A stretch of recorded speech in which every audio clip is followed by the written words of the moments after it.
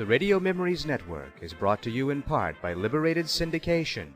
Podcast publishing made easy. Libsyn.com. That's Libsyn.com. Welcome to the Old Time Radio Network Western Stories, riding into the Wild West of gunfighters, tales of cattle drives, and sheriffs. Those tales of rough and rowdy adventures of those heroes of the Wild West. We now go back to the early days of Westerns on the radio and our imaginations with our feature presentation. In 1957, Decca released records with stories about the Lone Ranger. The record included how the Lone Ranger became the Lone Ranger and a story about how he found his famous horse, Silver. I hope you enjoy this episode of The Lone Ranger with this rare find from 1957.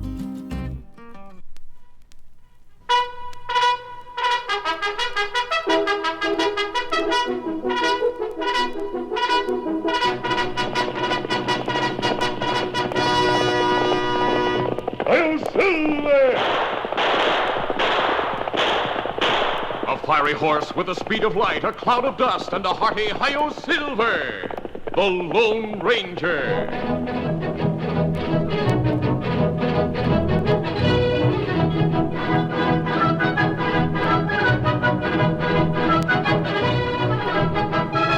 This is the legend of a man who buried his identity to dedicate his life to the service of humanity and country. It is the story of the origin of the Lone Ranger.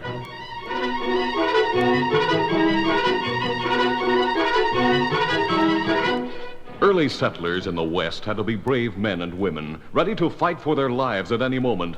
There was danger on every side. There were wild beasts, savage Indians, and the Cavendish gang. Butch Cavendish headed a pack of outlaws. They struck without warning to steal and kill. Open fire on that wagon train. Wipe them out to the last man.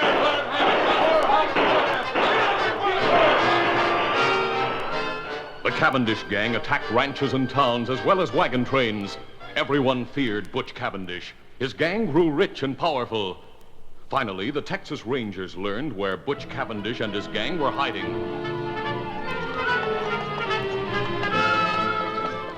6 Texas Rangers guided their horses along a canyon floor to arrest the Cavendish gang. Presently, Captain Reed signaled a halt. Right in, boys. We'll wait here until a scout returns. Do you think it was a good idea to send Collins, our guide, on ahead? It was Captain Reed's younger brother who asked the question. The captain explained that Collins, who was not a Texas Ranger, was the only man who knew the country and who could scout ahead for information. Then, while the Texas Rangers waited for the guide's return, the captain said to his younger brother, My wife and son are coming from the east. If something happens to me and you survive, well, I know you'll take care of her and Danny. Right. I'm going to count on you to resign from the Rangers and work that silver mine we staked out. See that my son and his mother get my share. I promise. Here comes Collins, the scout. Ho there. Ho, steady. What's the word, Collins? Good news, Captain Reed. It's all clear. I scouted the rim on both sides of the canyon and found no sign of the Cavendish outfit. All right, boys, let's go. Get up there. Get up. Come on. Collins, the guide, lagged behind unnoticed by the Texas Rangers, who moved in single file along the floor of the rock-strewn canyon. They didn't know that Collins had lied, that Butch Cavendish and his killers were waiting in ambush on the rim on both sides of the gap. Here come those Rangers, boys, just as Collins told us. Yeah, there they are. Now, we can't get down to the floor of the canyon without going a long way back, and it'll be dark in half an hour. So we'll just keep pouring lead into them from up here until we're sure they're dead. Then we won't be taking any chances. Now open fire! The Rangers leaped from their saddles and spread out as they returned the fire from both sides of the canyon. Soon, 4 of the Rangers were killed. Captain Dan Reed and his brother, wounded several times, kept fighting side by side. Then the captain fell mortally wounded, and a moment later, his younger brother, the last of the Rangers, slumped to the ground.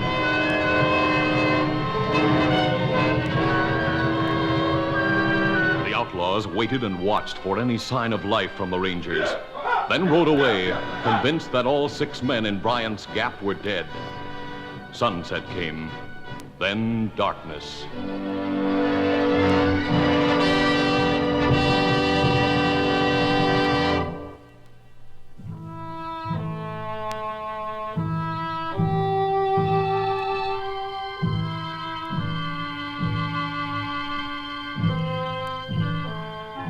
That night, an Indian examined the bodies by moonlight. After examining the first 5 men, he muttered softly, "Oh, them dead." Then he came to the 6th man, the younger brother of the captain. And this man, alive. The Indian lifted this man tenderly in his strong arms and carried him to a nearby cave where he bathed and dressed the wounds. Then he took a spade from one side of the cave and returned to the canyon, where he worked steadily until the dead men had been buried. Returning to the cavern, he sat watching through the remaining hours of the night. Daybreak found the ranger stronger, but by nightfall, the wounds had become infected. The Indian called on all his knowledge to treat the wounded man. He went day and night without rest.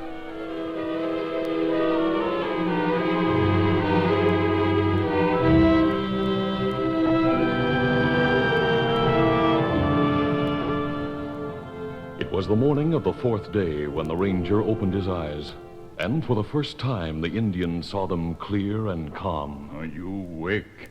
Me glad. Yes, but so weak.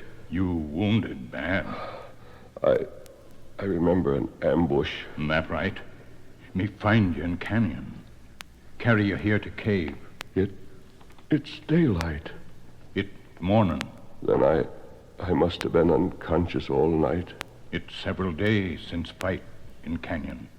Several days. Ah. There's something familiar about you. You remember? Many year ago, you only boy. You find Indian boy in trouble. You save life, Indian boy. Yes. Your name is Tonto. That right?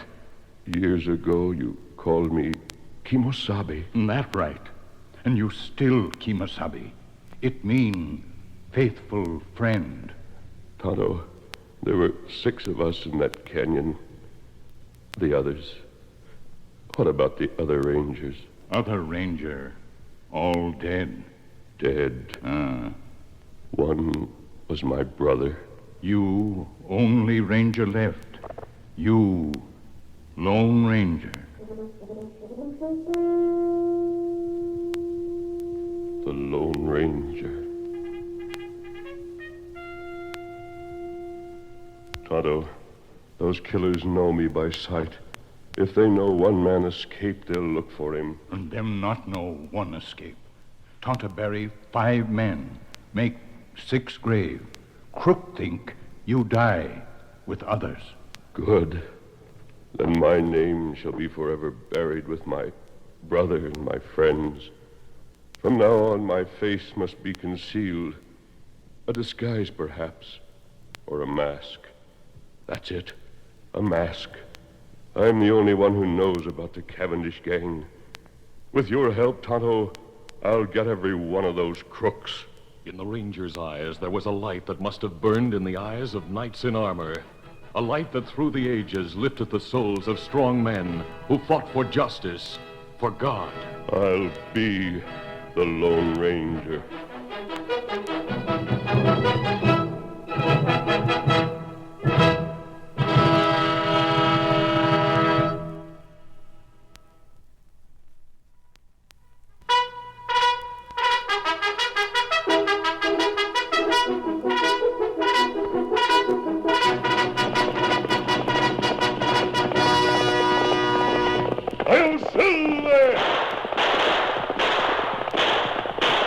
Fiery horse with the speed of light, a cloud of dust, and a hearty Hi-Yo Silver, the Lone Ranger.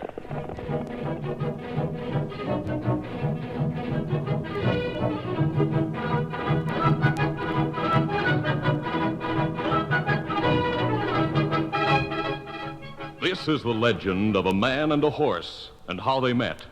The story of the Lone Ranger and his great horse, Silver.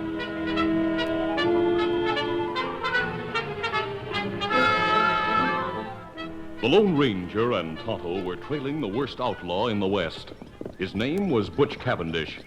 They had followed his trail for many weeks, until finally they noticed that the hoof prints of the outlaw's horse were fresh. We're close to Cavendish now. Yes, Tonto. He can't be far ahead. Him outrun us last time. Maybe better we shoot in sight. No, I want to take him alive. That shot. Look out. Steady there, steady, boy. Over there. Killer in ambush. Him right way. Tonto, he missed me, but he shot my horse. Get after him. Get him up, fella. Tonto's horse was tired and no match in speed for the animal Cavendish rode. The outlaw escaped. When Tonto returned from the futile chase, Oh, fella. Oh, there. he found the Lone Ranger standing beside his dead horse. A good horse, Tonto. Loyal, faithful, and brave. But my next horse must be faster. I wish that... Tonto, we've heard stories of a wild horse, a fiery white stallion. Him seen near valley over there, where Cavendish go. We'll be on the lookout for the wild horse while we follow Cavendish.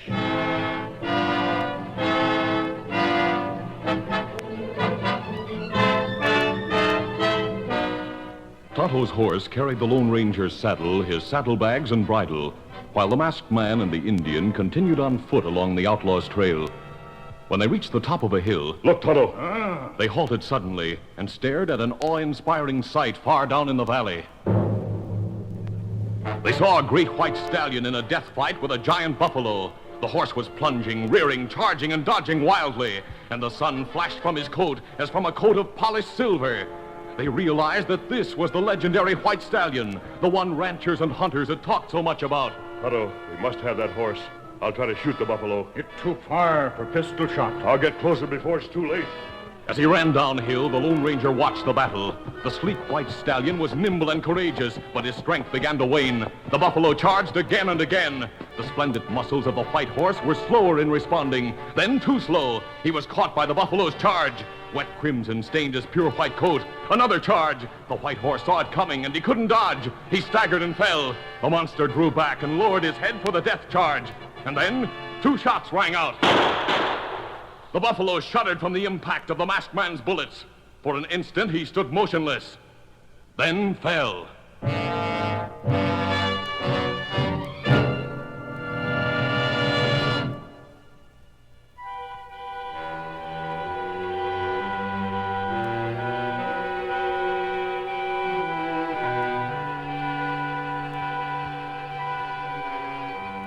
Cruelly battered and bruised, the white stallion lay quietly as the Lone Ranger bathed his wounds. During the next several days, the masked man and the Indian cared for the injured horse. Then the wounds were closed, and the horse's strength had returned. There was once more fire in his eye, a spring in his step, and his head was lifted proudly. Tonto, he's himself again. Him plenty strong. Plenty good horse. I wonder if he'll take a saddle. Let's try. Steady there. Steady, boy. Me get rope. Him run away. No, Tonto, wait. Let him go. I'd like to have that horse more than anything in the world. But he deserves his freedom. He fought for it. Him stop. He's turned to look at us. See how the sun reflects from his white coat. Him look like Silver. Silver. That would be a name for him. Silver! Look at him. Silver! Hey, Silver! Tonto, he's coming back. It's just as if he knew what I said. Silver! Silver, you beauty. Hand me the halter, Tonto. As the mighty stallion felt the halter, he trembled as if from a chill. Every instinct told him that he must flee at once to preserve his freedom. And yet he stood his ground. It wasn't gratitude that kept him there. It was something stronger, some mysterious bond of friendship and understanding. He heard the man's voice, and he liked it. Silver. Silver. We're going to be partners. Him let you use halter. Now, Tonto, the saddle. Oh, no horse like that. Take saddle. There never was a horse like this. Now, Silver, we're going to work together. The horse was wild and unused to the ways of men and the weight of a saddle and a rider. But the masked man was a kind teacher. He was gentle yet firm, and Silver was intelligent. The stallion seemed to sense the desires of the Lone Ranger and did his best to cooperate. He learned quickly, and after several days of training, he was ready. Follow me, Tonto. I'm going after Cavendish. Come on, Silver! No hoofs had ever beat the plains like those thundering hoofs of the great horse Silver. During the past few days, Cavendish had gotten far away, but the masked man and Tonto trailed him relentlessly with only a minimum of rest. It took days to cut down the outlaw's lead, but at long last, Cavendish came into view. There he is. Come on, Silver! The mighty stallion responded with a new burst of speed. Cavendish fired wild shots over his shoulder until his gun was empty. His horse, though powerful and fast, was no match for the charging Silver. Get up there! Come on! Fear and panic filled the outlaw's face. He heard the hoofbeats ever nearer, and then the masked man shout, I want you, Cavendish! The masked man's avowed mission was accomplished. The last of the Cavendish gang was captured to be tried by law and punished for his crimes. But there were many others whose criminal plans were to be challenged by the Lone Ranger, his faithful Indian companion Tonto, and his great horse Silver.